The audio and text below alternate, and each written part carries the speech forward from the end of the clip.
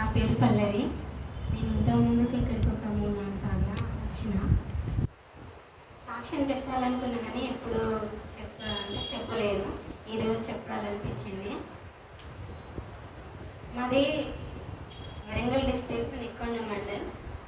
నా సాక్ష్యం ఏంటంటే, మా మమ్మీ డాడీకి మేమిద్దరం ఆడపిల్లలు. మా చెల్లె నేను.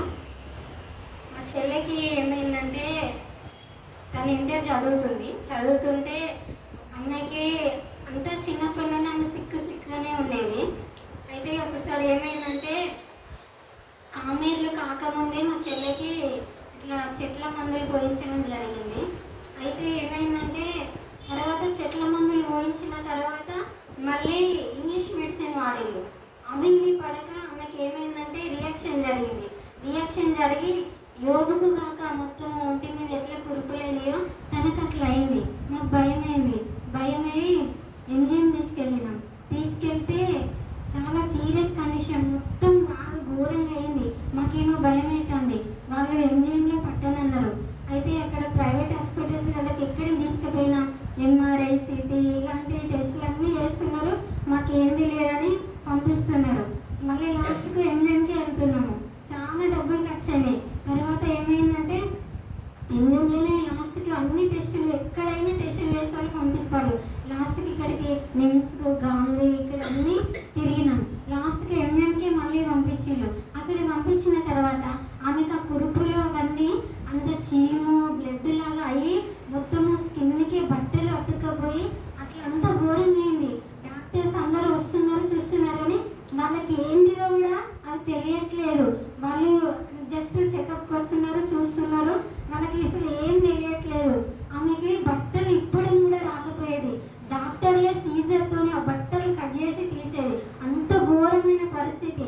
మా డాడీ అయితే, మాకున్నదంతా అమ్మాయిని నా బిడ్డను బాగా చేసుకుంటా, నా బిడ్డను బాగా చేయాలని కనబడ్డ డాక్టర్ వల్ల వాళ్ళు అసలు కాళ్ళ మీద పడి మా డాడీ ఏడ్చేది. ఆ ఎంజిఎంలో చెట్టు కింద కిటికీలకు వేసి, దేవా నాకు ఇద్దరు ఆడపిల్లలైనా ఇంత ఘోరమైన పరిస్థితుల్లో ఉన్నాను, ఎట్లనైనా నా బిడ్డ బతకాలని ఆ గోడలకు వేసి ఆ కిటికీలకు వేసి మా డాడీ అట్లా తలకాయ వేసుకొని గుద్ది ఏడ్చేది బాగా. అయితే నెక్కొండ మండలు వరంగల్ డిస్ట్రిక్ట్ పాస్టర్స్, కేసంగం పాస్టర్లు అందరూ వచ్చి డైలీ మా చెల్లెకు ప్రార్థన చేసేది. 18 రోజులు ఆమె హాస్పిటల్లో తిండి నిద్ర లేక అట్లా చాలా ఘోరమైన పరిస్థితులలో ఆమె ఉండిపోయింది. పాస్టర్స్ వచ్చేది, ప్రార్థన చేసేది, బలపరిచేది. చాలా పెద్ద పాస్టర్లు అక్కడికి వచ్చి చూసి వెళ్ళేది. కానీ ఆమెకి ఇక లాస్ట్ డాక్టర్లకు ఏం తెలియక ఇక ఈమె బాగా మనిషి అంతా స్వెల్లింగ్ వచ్చింది. అసలు ఏంటిదో వాళ్ళకు కూడా తెలియట్లేదు. ఏదో మెడిసిన్ ఇస్తున్నారు, ఏదో అవుతుంది.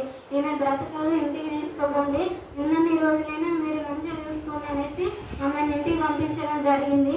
తర్వాత మేము మా ఇంటి దగ్గర లేము. మా అమ్మమ్మ వాళ్ళే మమ్మల్ని తీసుకెళ్ళిళ్ళు. మా డాడీని, నన్ను, మా మమ్మీని, మా చెల్లెను తీసుకెళ్ళి అక్కడ అంటే మా అమ్మమ్మ వాళ్ళు ఇట్లా చర్చికి ప్లేస్ ఇచ్చిళ్ళు. వాళ్ళు అంటే ప్రేయర్లో బాగా ఉంటారు. వాళ్ళ దాంట్లోనే చర్చ్ ఉంటుంది. పాస్టర్ వాళ్ళందరూ వీళ్ళకి దగ్గర అన్నమాట. అక్కడే మమ్మల్ని 2 years పెట్టుకున్నారు. మా చెల్లెలు బాగాలేకపోతే అక్కడ ఇట్లా అయిపోయిన తర్వాత ఆమె ఇంకా స్వెల్లింగ్ వచ్చి ఇదంతా ఇటు అనారోగ్య పరిస్థితి ఒక సైడ్ అయితే, తర్వాత ఆమె చాలా బాగుండేది, అందంగా ఉండేది అమ్మాయి. తర్వాత చేతబడి శక్తులు అది ఆమె తట్టుకోలేకపోయింది. ఒకరోజు ఏమైందంటే, ఘోరంగా అసలు ఆమెకు అంత స్వెల్లింగ్ వచ్చింది. కుక్కలు, కోతులు ఇవన్నీ చూసి ఆమెను చాలా భయపడేది. నాకు కూడా భయం వేసింది. అలాంటి పరిస్థితుల్లో మా చెల్లె ఉండిపోయింది. తర్వాత ఒకరోజు ఏమైందంటే, గృహకూడికలు జరుగుతున్నాయి అక్కడ. బాగా మధ్యాహ్నం అంతా ఏడుస్తుంది. నాకు ఏం అర్థమైతే లేదు. పాస్టర్లు అందరూ వస్తున్నారు, ప్రేయర్ చేస్తున్నారు, వెళ్ళిపోతున్నారు. కానీ ఆమెకి నోరు కూడా అంటే మాట్లాడకుండా నోరు కూడా ఇట్లా దగ్గర పడిపోయింది. బాగా భయం అవుతుంది. మా మమ్మీ, మా డాడీ ఏడుస్తున్నారు. మేమేమో ప్రేయర్లో ఉన్నాం. అసలు ఏం అర్థం కావట్లేదు. ఆ రోజు నైట్ గృహకూడిక అయింది. అయితే పాస్టర్ గారికి మేము ఫోన్ చేస్తే ఆయన ఇంటికి వచ్చి ప్రేయర్ చేసిండు. తర్వాత ఆమెలో ఉండే దురాత్మ మాతో మాట్లాడింది. ఇట్లా ఈ అమ్మాయిని నేను చంపాలనుకున్నా, కానీ నాకు అసలు ఎంతమంది ప్రార్థన మమ్మల్ని అడ్డగిస్తుందో తెలుసా. ఈ అమ్మాయిని ఎట్లా నేను తీసుకున్నా, మా డాడీతో మాట్లాడింది, నీ చెల్లెలు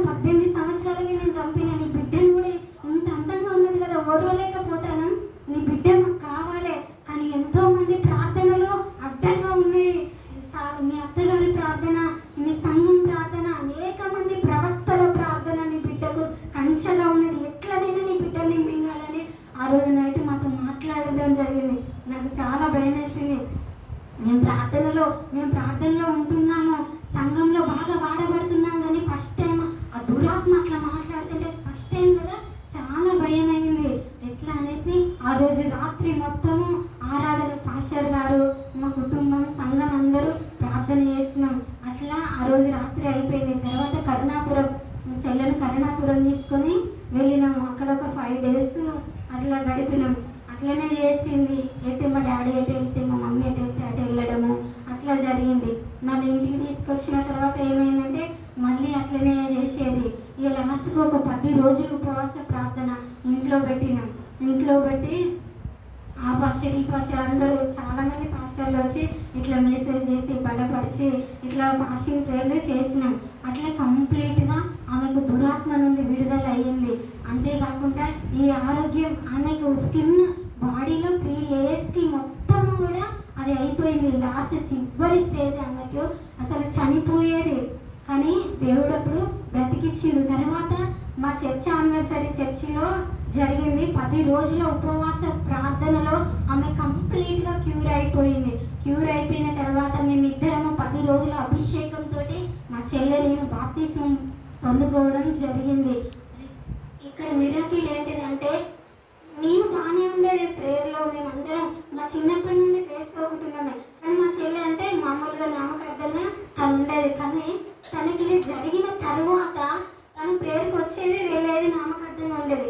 ఈ దేవుడు తన జీవితంలో చేసిన ఈ అద్భుతాన్ని బట్టి ఆమెకు దురాత్మ పట్టింది కదా, ఇంకా 1000 మందికి పట్టినా కూడా వెళ్ళగొట్టే అంటే అభిషేకాన్ని ఆ బిడ్డ పొందుకున్నది. దేవుని నామంలో దేవుడు మా చెల్లె జీవితంలో చేసినటువంటి ఇట్టి కార్యాన్ని బట్టి దేవుడికి వందనాలు. అంతేకాకుండా ఇప్పుడు ఆమెకి అంటే కంప్లీట్గా క్యూర్ అయ్యింది, కానీ అప్పుడప్పుడు అంటే కొంచెం బలహీనంగా ఉంటుంది. డాక్టర్లు అంటారు అక్కడికి ఎంజిఎంకి వెళ్తే అసలు ఇది మనుషుల వల్లనైతే కాదు, అది ఏంటిదో కూడా మాకు అది తెలియలేకపోయింది. ఆమెకు వచ్చింది ఇది మనుషులు వైద్య శాస్త్రానికి ఇది అంత చిక్కలేదు. మీ దేవుడే నీ బిడ్డను బ్రతికిచ్చిందని ఇప్పుడు డాక్టర్స్ అక్కడ అంటారు. అందుని బట్టి దేవునికి వందనాలు. ఇంత గొప్ప కార్యాన్ని మా చెల్లె జీవితంలో చేసిన దేవునికి వందనాలు.